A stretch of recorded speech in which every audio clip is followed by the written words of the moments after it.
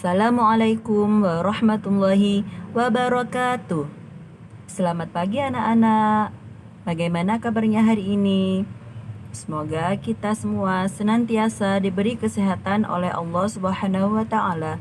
Amin. Untuk hari ini kita akan belajar bab 13 yang akan membahas fitnah dan namimah.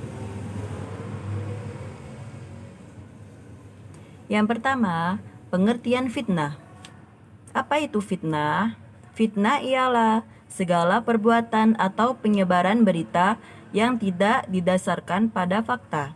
Secara ringkas, fitnah diimplementasikan sebagai menyebarluaskan berita bohong. Misalnya, kita katakan bahwa salah satu teman kita telah mencuri, padahal kita tahu bahwa dia tidak mencuri. Mengatakan atau menuduh seseorang yang tidak disertai bukti seperti ini disebut fitnah. Semoga kita semua terhindar dari perbuatan-perbuatan tercela, khususnya fitnah.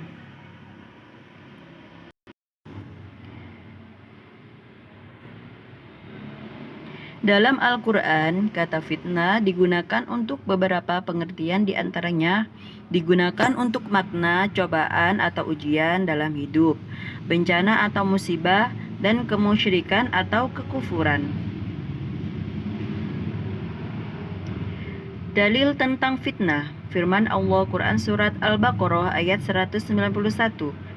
A'udzu billahi minasyaitonir rajim. Bismillahirrahmanirrahim. Wal fitnatu asyaddu minal qatl.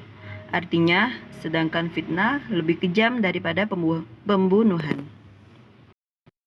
Jadi ibu harap kalian bisa menghindari perilaku fitnah ini karena memang sangat merugikan diri sendiri maupun orang lain.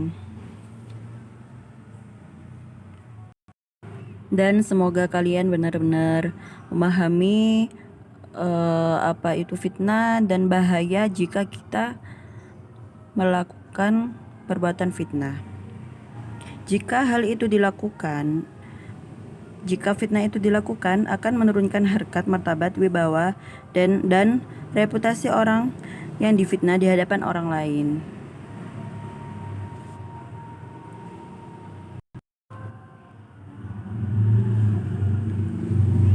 Untuk selanjutnya yaitu pengertian namimah. Namimah ialah menceritakan perkataan seseorang kepada orang ketiga dengan tujuan untuk merusak hubungan atau agar terjadi permusuhan di antara keduanya.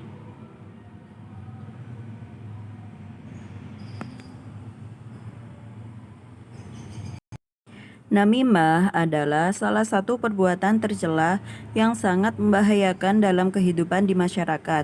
Keharmonisan dan kedamaian hidup dalam masyarakat tidak akan terwujud bila namimah masih banyak dilakukan. Oleh karena itu, Islam mengharamkan namimah bagi umat Islam. Mengingat begitu berbahayanya namimah dalam masyarakat, Nabi Muhammad SAW menyatakan bahwa mereka yang suka melakukan perbuatan namimah tidak akan masuk surga. Nabi bersabda, "La yadkhulul jannata namam." Tidak akan masuk surga orang yang suka melakukan namimah. Namun realitanya dalam kehidupan saat ini masih banyak sekali orang yang suka melakukan namimah. Dalam politik pun, untuk mendapatkan kekuasaan, tidak segan-segan para politikus mengadu domba lawan-lawan politiknya agar saling bermusuhan, sehingga dia mendapatkan keuntungan dari itu. Oleh karena itu, kita harus menjaga diri dari melakukan perbuatan namimah, karena akan sangat berbahaya bila nantinya perbuatan namimah dianggap sebagai sebuah perbuatan yang wajar dalam masyarakat.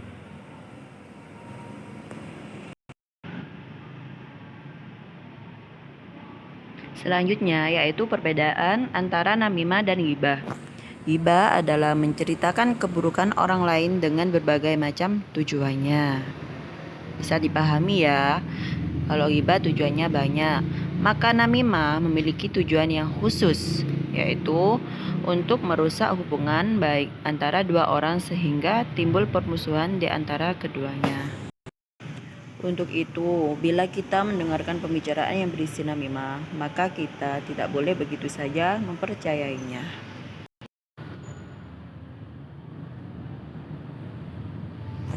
Nah, cara untuk menghindari perilaku namimah.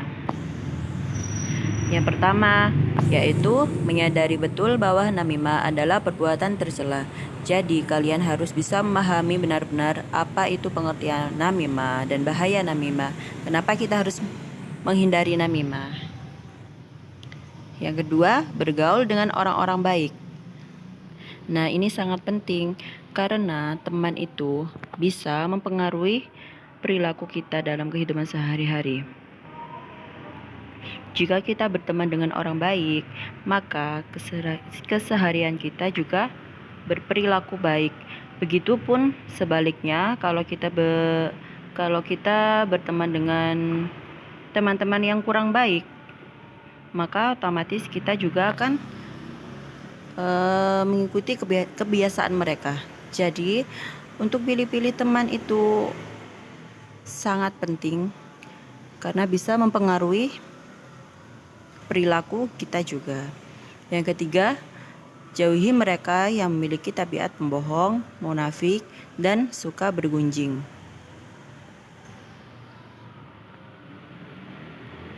Yang keempat, apabila sampai pada kita sesuatu yang sekiranya bisa menimbulkan keburukan, jika diceritakan, maka pilihlah sikap diam, tidak disebar atau diberitakan kepada siapapun. Yang kelima, perbanyak istighfar kepada Allah. Dan yang terakhir, melatih pikiran untuk senantiasa berprasangka baik. Semoga kita semua terhindar dari perilaku tercela, khususnya perilaku fitnah, ghibah, dan namimah. Nah, anak-anak, untuk tugasnya hari ini kerjakan buku paket halaman 168 sampai 169 tamrinat A dan B. Jangan lupa tugasnya kalau sudah dikerjakan, jangan lupa difoto kemudian diupload di form yang sudah disediakan.